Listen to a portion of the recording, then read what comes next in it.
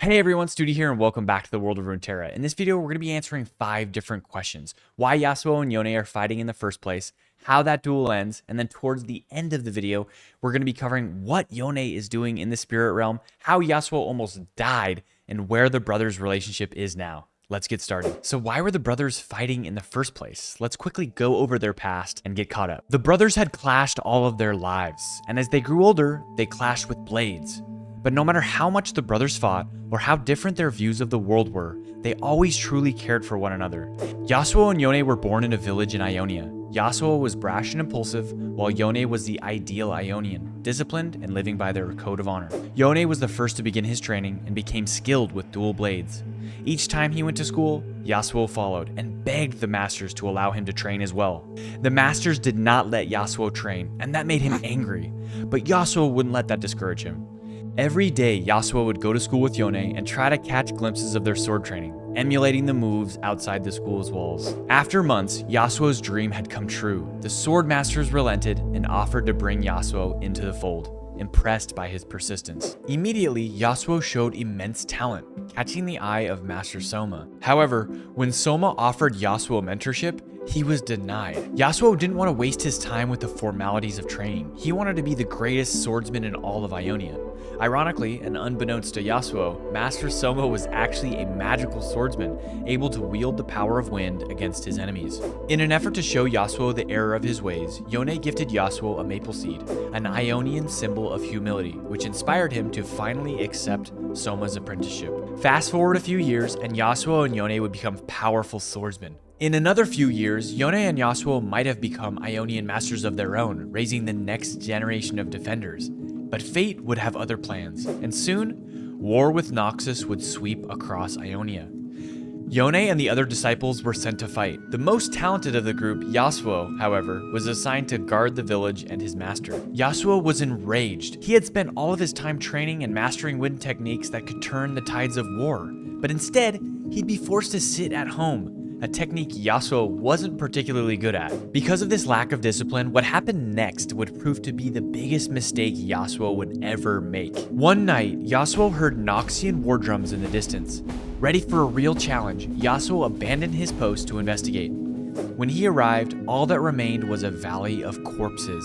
In Yasuo's absence, Riven, a Noxian soldier at the time, would be found by Master Soma. Riven hated Noxus and was trying to escape the battle she had been forced to participate in, but her famous blade was tying her to the Empire and the Black Rose organization, so she begged Master Soma to destroy it. Empathetic to her plight, he agreed.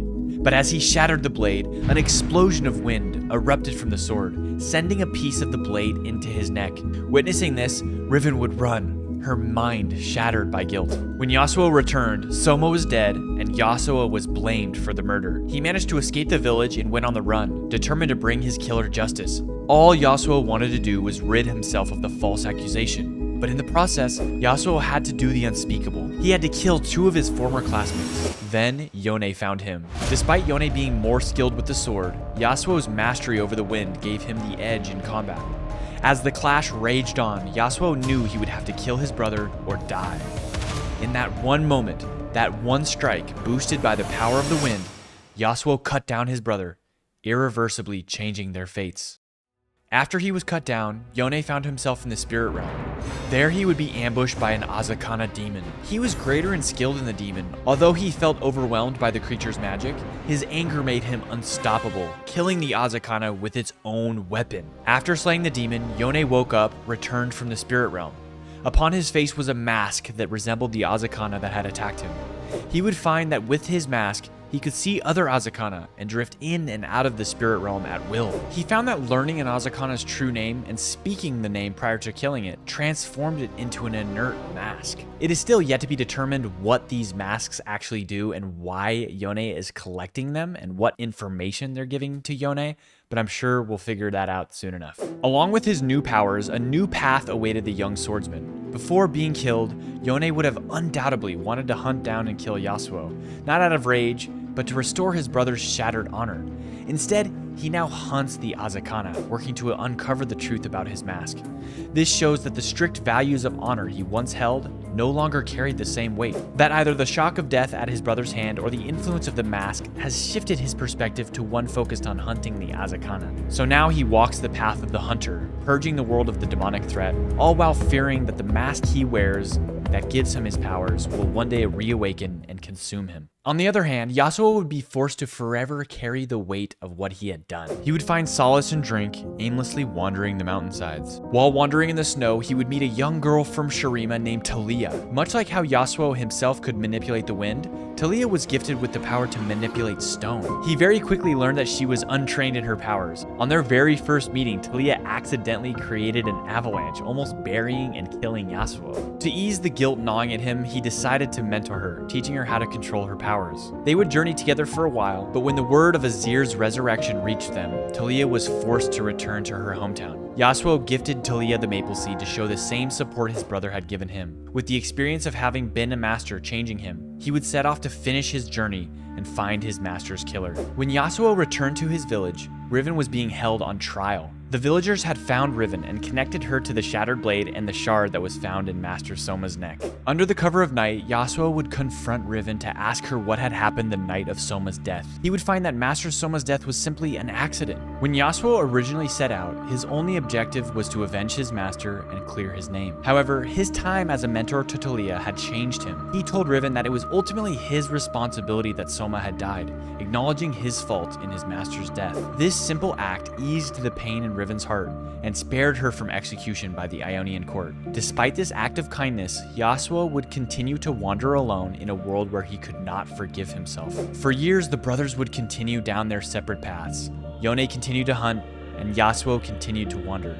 Yet their paths would cross one day during the Spirit Blossom Festival, a celebrated time in Ionia when the doors to the spirit realm would open and loved ones would be reunited. In order to try to ease the pain in his heart, Yasuo would go to take part, with little hope that the healing rituals would ease his guilt-ridden soul. Instead of absolution, however, he would find a demonic creature, an Azakana. During the festival, an Azakana had disguised itself as a spiritual healer and had attached itself to him and his despair.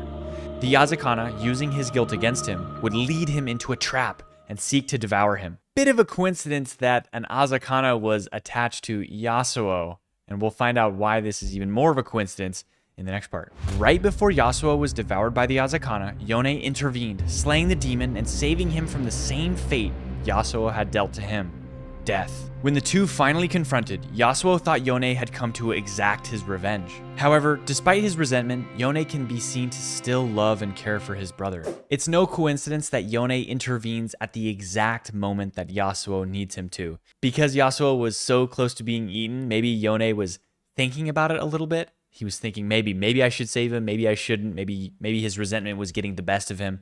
But Yone indeed comes to save Yasuo, just showing us that he still has a deep care for his brother. After the fight, Yone simply gives Yasuo a blessing and leaves, their paths once again diverging. The duel between Yasuo and Yone undoubtedly changed their fates and the fates of many others, and the world as a whole.